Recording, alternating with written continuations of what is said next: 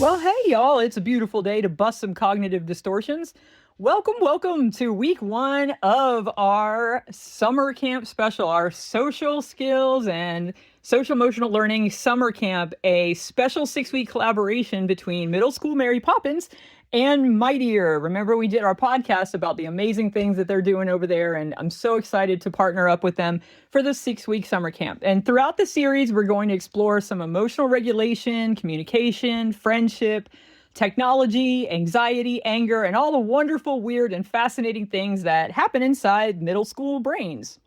So each episode will come with some family activities, discussion questions, and practical tools that families can use together.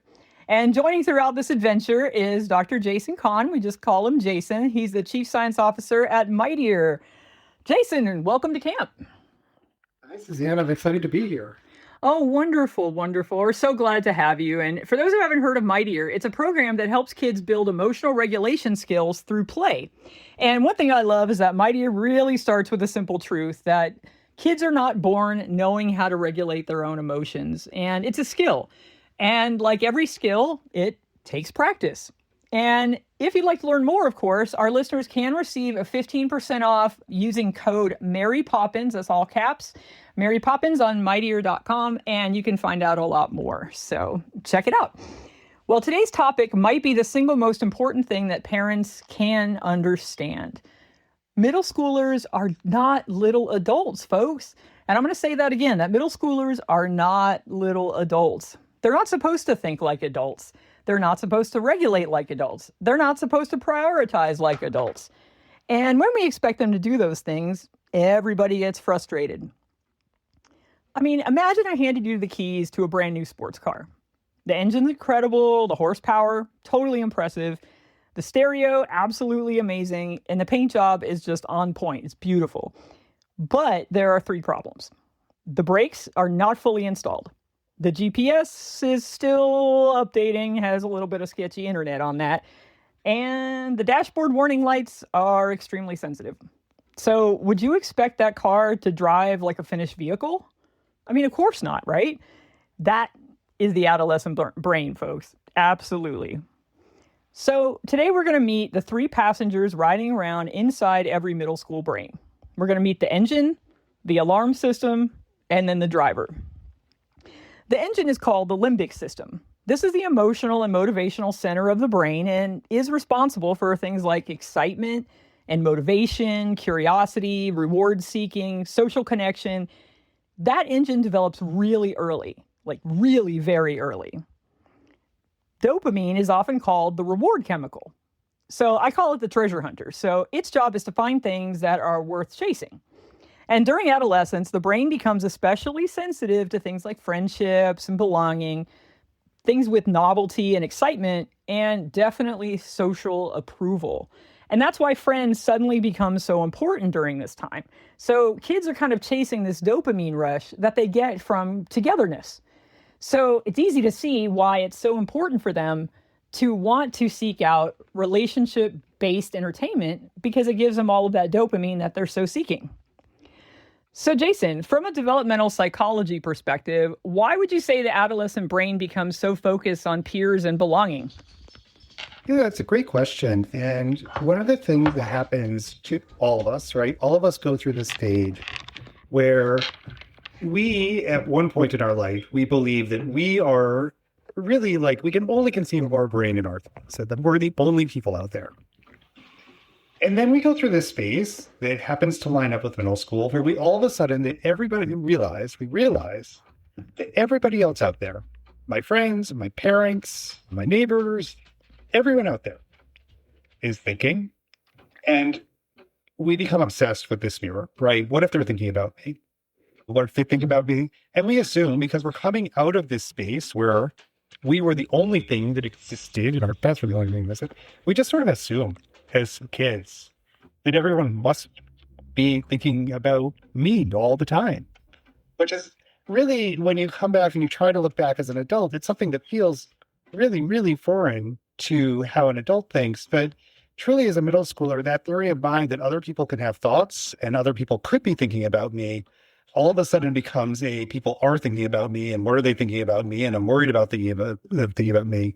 And it becomes this pressure that pushes them and to really think about like, what is their space? What is their social feeling? And like, what is their sense of belonging? And, I think, while it can be really hard for adults to sort of directly remember this, I think that what a lot of adults do remember, and a fun experiment you can try with yourself, is that we all have really, really, really strong memories of our middle school and our high school friendships. And that's because we're so attuned to those relationships at those age.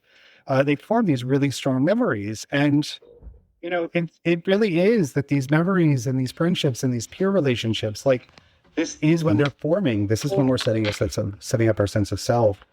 And it just becomes this really it's a sensitive period of development where you're figuring out who you are, and not just in relationship to you, but in relationship to everyone else. Absolutely. I mean, it's kind of just like, that's what I was talking about Grace the other week, is that it's, the kids are trying their best at this point. It must be, I mean, I remember how confused I was and how I questioned just about everything on the daily when I was that age. And I'm sure being an adolescent male yourself at one point, that's a difficult time. I mean, do you remember having those senses of feeling that, needing a sense of belonging and all of that when you were young? Well, I think what's amazing is that, like, yes, absolutely yes. And you just sort of, because, you talked a little bit about the breaks, right? Because the breaks don't exist, the second you have that thought, everyone's looking at me, I did something wrong. Like, you truly, like, you physically feel it. You don't, it's not like an adult where like maybe you can rein it back in, but it becomes this physical sensation that takes over your whole body. And you as a middle, like, I mean, I can remember cases like, I'm sure everybody who's listening to this can remember a case of them being in middle school and being mortified of some social situation that was happening around them. Absolutely. I can think of about 10 right off the bat. So. You have an adult lens on them and you're like, what on earth was I thinking? Oh, I know. You're like, oh my gosh, I didn't do that, did I? Oh, I did. It's a universal experience of childhood. And like, I think that like for us, like as grownups, like our job is to remember that, for a middle schooler, that really is their whole world. Like they don't have the systems that an adult would have to then take perspective of like, maybe why is this a big deal? Maybe why isn't that the pimple on my face? Why isn't that a big deal? Mm-hmm. Middle schooler, that's all you could think about. Or, oh man, I messed up a play in a game. Everyone must hate me. Mm-hmm. Like that truly becomes like, this focus that you don't have the biological capacity to back off from those thoughts. That grows later. That grows in late adolescence and adulthood. Absolutely. Absolutely. And that's so fitting in is such a powerful force during middle school because because of the entire body's need to have that, to have even that dopamine, to have that belonging, to have all of those things. And to assume that it's all or nothing, that, everyone hates me because I said the wrong thing during a speech, or, I messed up the line in the play or what have you. And, that is something that I think that we forget about. I know as an 8th grade teacher, I had to remind myself repeatedly of things like that because I would, want to jump on and be like, what are you doing? And it's like, oh, well, yeah, you're just really focused and you think the whole world's out to get you right now when they're not. And that can also lead them to come home and be defensive as well. So, it's something to consider, and that grace factor is so important. But then we have the alarm system, and that's the amygdala. I call her Amy. Amy G. Dalla is how you would spell it. Amy, middle letter G, D-A-L-A. The amygdala is kind of like the smoke detector for the brain, controls a lot of emotions. It's actually located in the lower part of your head. If you go take your hand and put it on the back of your head, you're actually in the amygdala zone back there. And sometimes I'll actually rub the back of my head to calm me down. And it really seems to work for those of you who are the neurodivergent type, which that'd be all of you.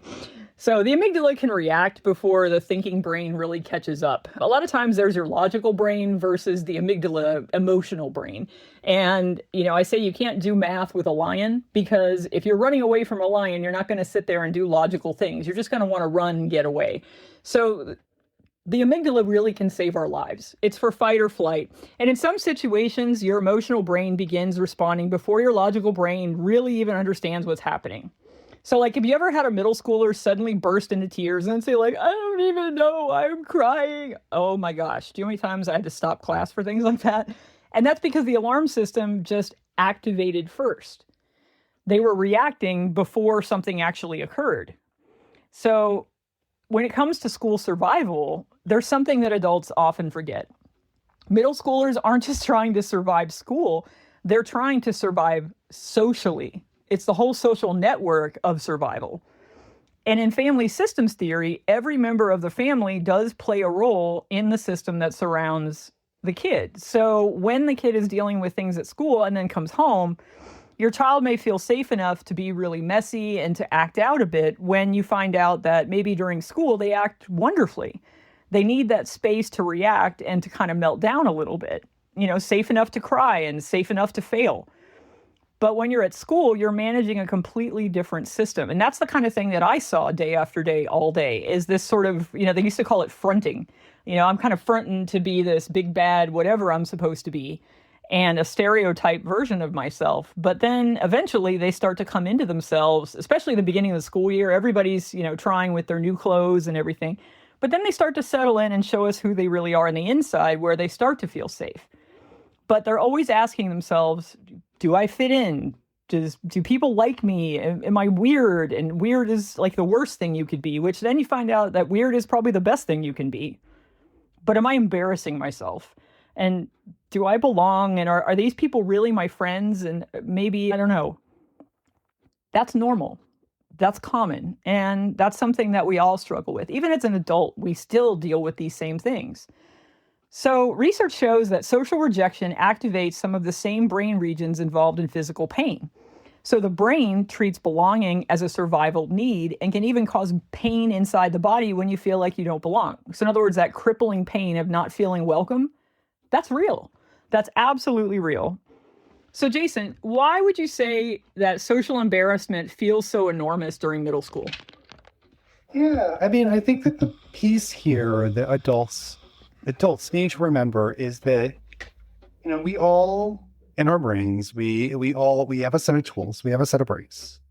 And physically, that part of the brain is, again, it's not wired up to the emotional centers of the brain. And because it is not wired up, you can have all of the emotions can come in. Like that part, by the time a kid hits middle school, all of like the rich emotions that anyone is capable of feeling are mostly there. So, but yeah. However, the way the brain develops is that it builds from the bottom up, right? And so I saw this metaphor, and it's like this idea of the part that is supposed to, all those emotions, right, that you're supposed to feel, like that you are feeling, the front of your brain is what's responsible for really that. But in middle school, you have, the metaphor is, you have the equivalent of a dial-up connection between any part of your brain that is supposed to rein those feelings in and the emotional centers in your brain. As an adult, in theory, you have a broadband connection that builds through adulthood. Again, it's a physical change. It's a physical change of the brain that happens throughout adolescence.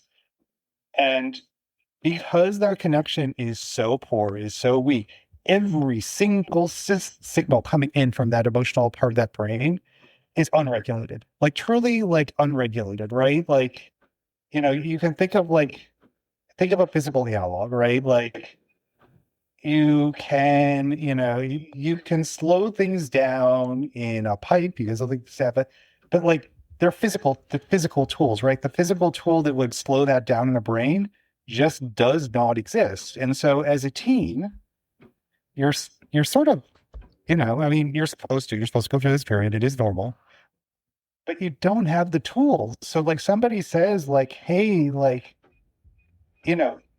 what would look from the outside like a minor social slight, it can become that entire teen's world. And the person who said it might not mean it that way. It probably doesn't.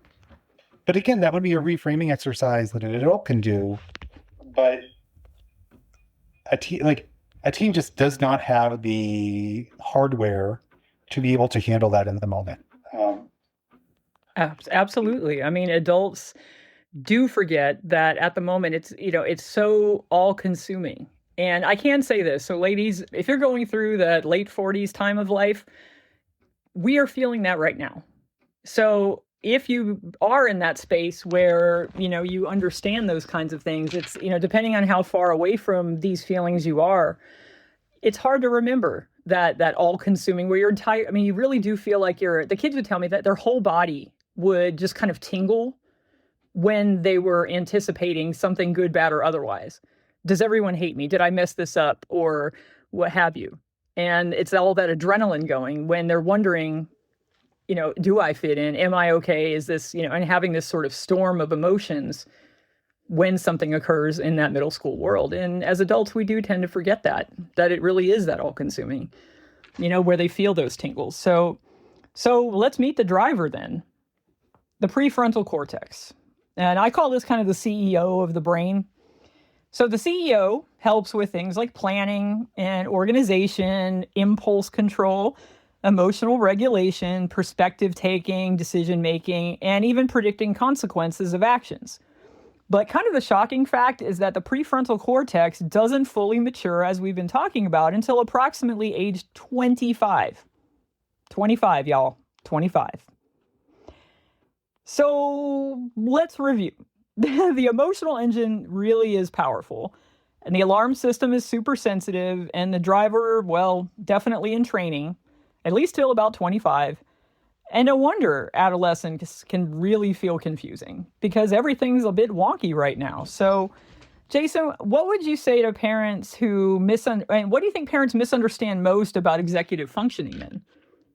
Well, I think that its development is supposed to be happening, because I think that, I'm speaking as a parent myself, right? A parent of a 13-year-old. And, you end up in these situations where this little guy in front of you looks like an adult, most of the time talks like an adult. And then, because in the moment, there is no other way to say it, and kids are amazing at driving you crazy. I don't know. The reality here is that, there's so much going on though in that world, right? Where their brain is being built. That is absolutely it's just a fact. And then they're also exploring their own autonomy. That is a common feature of adolescence, that they have to figure out who they are and how they are both independent and part of a bigger community or system, whether that's a family or a school or anything, and any other sports team, whatever, anything. And that's, again, that goes back to that theory of mind of hey, it's not just me, it's not just my brain, there are other people, they have other, and that's a real set of learning, and that's a real set of growth that, again, kids are naturally supposed to be exploring at that time. I think that, parents ask me, when do I worry about this? And I think for me, it's when two things can trigger a worry for me. So when the defiance or oppositionality really seems out of line with what other parents are telling you about their own stories, right? And not your social media feeds of everybody, all these people's perfect kids, but more of the playground or blacktop or school drop-off stories of okay, here's what's really going on in my house. Because I think that's the piece that we do need to remember as parents, is that everybody who has a teenager, a young teen especially, is going through some struggle. I think the other thing that would trigger some sort of concern that maybe a professional should get involved would be some sort of safety concern. So if your kid you have safety concerns about your kid in relation to themselves or others or their behaviors that way, your instinct as a parent is usually right. And it's, pediatrician or a teacher is usually a great starting point. Absolutely. Yeah. Absolutely. And that's true. I mean, if you feel that there's a safety concern for your child, do not hesitate and be sure to seek out appropriate help when there is that concern. And I know that Jason would agree with me that that is absolutely essential to your family if that is required. So please take that seriously. So, but I think a lot of families do struggle with the ability to tell the difference between defiance and developmental limitations of the time. And just, boning up yourself on child development also can be a way that you can start to understand this a bit better. But hopefully through our summer camp, you can start to gain more perspective.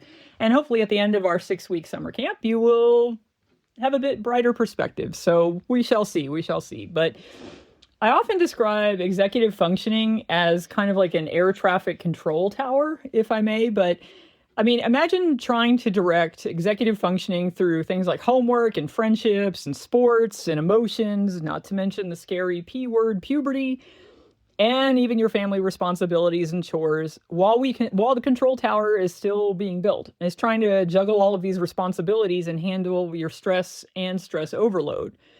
So the adolescent brain is also remodeling itself in the process. So you have to do a bit of neural pruning, so to speak, from time to time. And scientists do call this that neural pruning, where the brain is deciding to either keep this pathway or strengthen the pathway or even remove a pathway. But it's a little bit like updating software while you're still using the computer. So your brain is learning, oh, okay, well, this worked this time. This is part of metacognition, the ability to understand that maybe a social cue isn't working, and so you adjust your behavior accordingly to seek a positive result.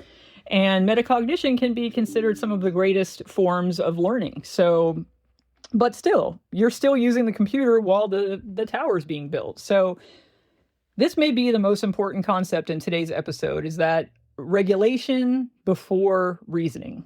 So when emotions become overwhelming, you get kind of a flooded highway, and the brain experiences some traffic congestion, and the emotional highway becomes flooded. Everything slows down, and during emotional flooding, you end up having things like learning decrease, memory decrease, listening decrease, you get the point, and even logic decreasing.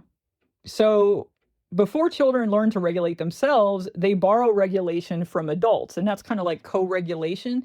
They see modeling. They see modeling of their families, their teachers, and how they choose to regulate and start to model that behavior. So how you regulate yourself in front of your children can really make a big difference when it comes to middle schoolers, and allowing yourself to show them that very stressed out side, but also a healthy way to regulate yourself once you've been in that storm like they have. So if your child's nervous system is kind of a stormy ocean, your nervous system becomes the lighthouse. And you don't have to stop the storm. You just have to, really help them kind of navigate through it.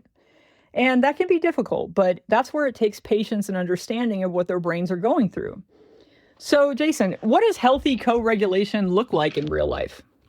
Yeah, it's a great question. And I think, you hit the nail on the head there, right? So a teenage brain that is going through some sort of stormy emotion is not working at full capacity. So a parent's job in that moment is really safety and stability, right? Like, you are not going to win a logic argument with your teen while they are mad at you or their homework or anything else.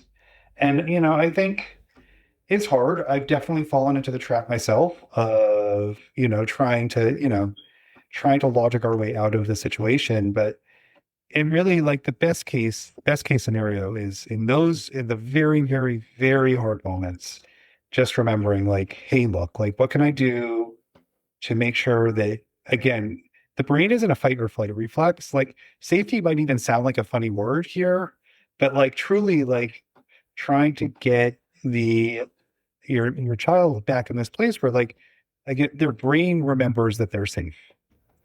And so, being calm is important, and really just trying to get back to that point of stability.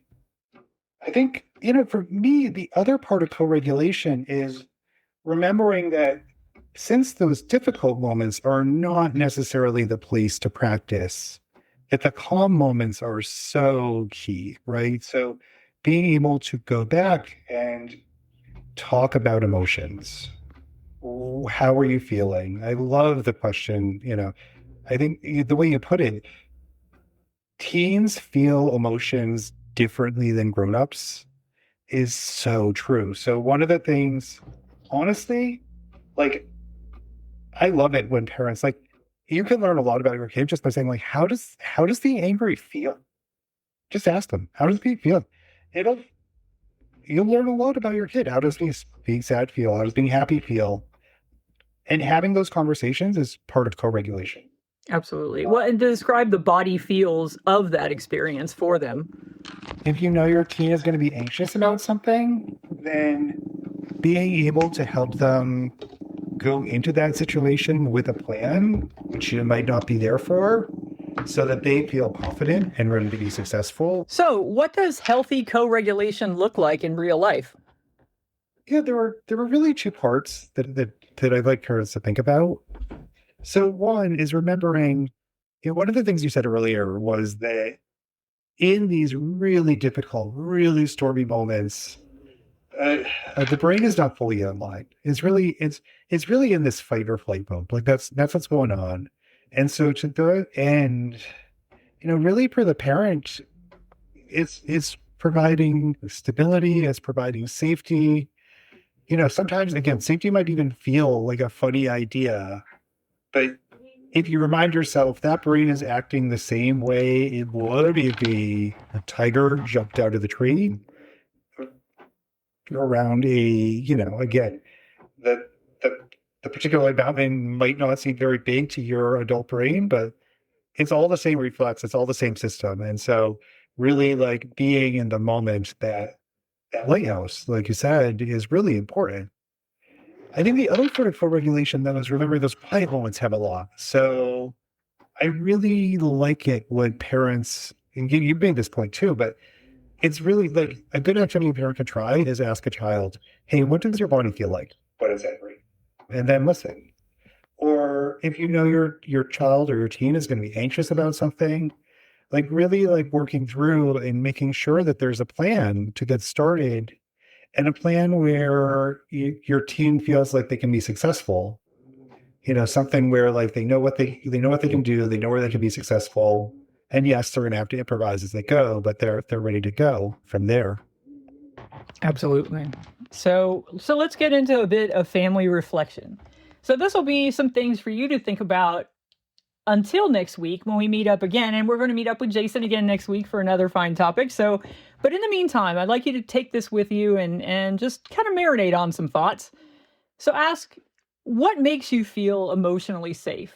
And these conversations are meant to be had within yourself and with your middle schooler. So what also makes you feel emotionally unsafe? What do adults misunderstand about middle school? What makes friendship really difficult sometimes? What helps you calm down? Can you show me what you do when you calm down? And when do you feel most understood? How does that make you feel inside? So some takeaways that we might have. And as we finish week 1, please try to remember your child isn't giving you a hard time, certainly not intentionally. And most of the time, they're just having a hard time. Their engine is powerful. Their alarm system is sensitive. Their GPS is still downloading the map, and their driver is still definitely learning. The middle school brain isn't broken, folks. It's just under construction. And our job isn't to rush the construction project. Our job is to help build it safely. Remember, connection before correction, and stop, regulate, and always listen. We'll see you next week at the Family Games Summer Camp. Folks, stay clever, little foxes. And Jason, thank you so much, and we'll see you again next week. Thank you.